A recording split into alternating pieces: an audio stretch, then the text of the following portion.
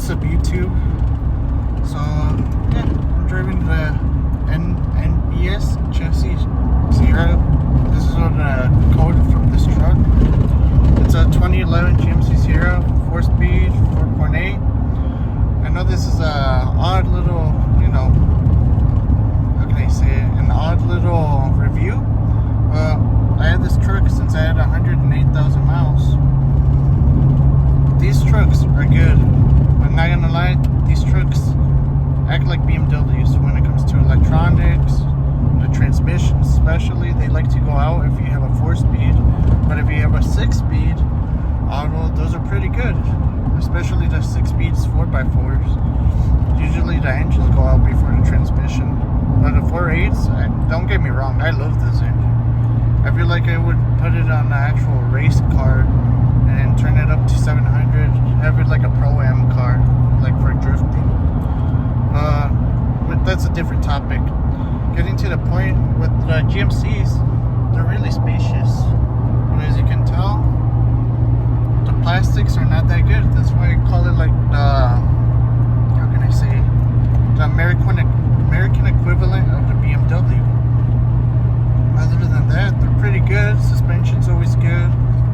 They're not that bad, but they have this one quirk where the dash likes to glitch, and you have to either disconnect the battery for 30 minutes, reconnect it, or there's the soft reset where you press the gas, the brake, and that little button over there. These are like really good. 4.8, good for gas, especially when you have the flex fuel options, which is exactly what this truck has. Handling, like in long road trips, it's not that bad. And modifications for these trucks are pretty cool. If I had money, I wouldn't mind building this truck into a Baja truck, since it's literally all what you need in a Baja two-wheel drive type truck. I would have caged it, fiberglass Baja body kit, 3.5-inch lift kit, if not a 2-inch, depending on budget. And on rims, it would be on like some 14-inch, just so you can have a big meaty tires and more wheel spin, so you can keep that momentum. For a lady upgrade, that's what I would do to this. And turbo kit, making it push like at least 650 to stay reliable, because the 4.8, they can handle boost. The max they can handle is like, I think I heard it's 700 to 750. But yeah, and this is on my way down from Jerome. This trip is pretty cool. I took in this truck to California, no issues. Like when there's a lot of traffic, the temperature goes up, but then the fans kick in, which is normal. But it's due to the design. They're like, how can I explain? They're somewhat boxy.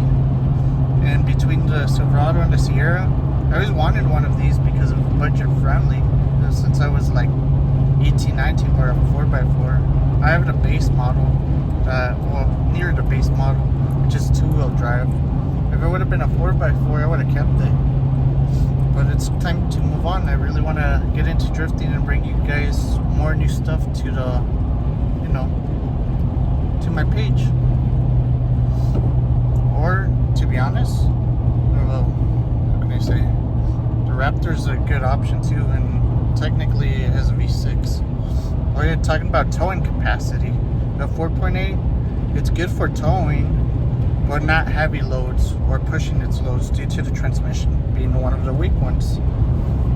A rebuilt transmission can handle it, but it's only so far that it could take you. When you carry stuff in the, how can I say, in box, they're pretty good. Just don't push it too much with really heavy stuff. On this truck, I carried chairs, car parts, rims, yeah, all the cool little stuff that an automotive car enthusiast. But these trucks are better for, like, how can I say, light construction workers like sheetrock or gardening, or a nice little daily if you like rather have a truck than a car. The gears on this truck are really long. I haven't checked what gears I have on this one, but I assume for longer gears, since gears are shorter shorter number is longer gears. No wait, I take that back. Shorter gears are, how can I say it, longer? Oh, wait, I forgot. I'm gonna have to investigate and edit it in this video. But other than that, like, depending on the gear, it's how efficient it would be. Like, this truck has really long gears. So let's say my first gear is 15 miles per hour. Second gear is, I want to say 25 to 30. I want to say 27 is the safest. And then from third gear is, I want to say from 40-ish all the way to 65. And then overdrive would be actual like 75 to 100. This truck does not have a governor. I bought it like that, which is good, but it feels bad because of the type of transmission it has. It's a 4L60. It's not even the 4L60E, which is slightly better. And talking about transmissions, these trucks love to overheat their transmissions. That's why they like to blow up. A lot of people upgrade transmission coolers. Other people, when they're racing them, they just upgrade it completely to a 4L80, a heavy-duty 250 transmission, either two-wheel drive or 4x4, depending. The 4x4s are a lot harder to get. But yeah, enjoyed this nice little view. Yeah, that's my little pep talk on this, 4.8 4L60 combo GMC Sierra. I'm not really bashing the manufacturer because obviously I'm still daily in this. It's still pretty good. It's just, I wish at that time they did better. And I have a friend that has a similar truck, but his is 5.3 lifted on a 3.5 inch lift kit on, I want to say 17-inch rims. Pretty big, pretty dope. I also had a previous truck back, since my friend had that for the longest times. I had a 4x4 NBS, which is from 99 to 06. No wait, 99 to 07. And 07 has a half year where it's the facelift and the classic. And the classic would be like that year of NBS. But yeah, those are actually built a little bit better. The transmission, somehow they're still brittle, but I'm not sure. The lines are done different. Even where the shift cables, those are aluminum, if I remember, or wire. These are made out of like some weird plastic. And then the other thing is too, the engines are a lot healthier. Those don't have the DOD or whatever that thing is, where they change from 8 cylinders to 6 just for fuel economy. That's also better on those trucks, especially the 5.3s from this year. I know all of them have them, so you gotta get them tuned. And when people think about tune, they think about power, this and that, messing up with stuff. Not every tune is bad, just an FYI. But yeah, I hope you guys learned something and enjoyed this short video.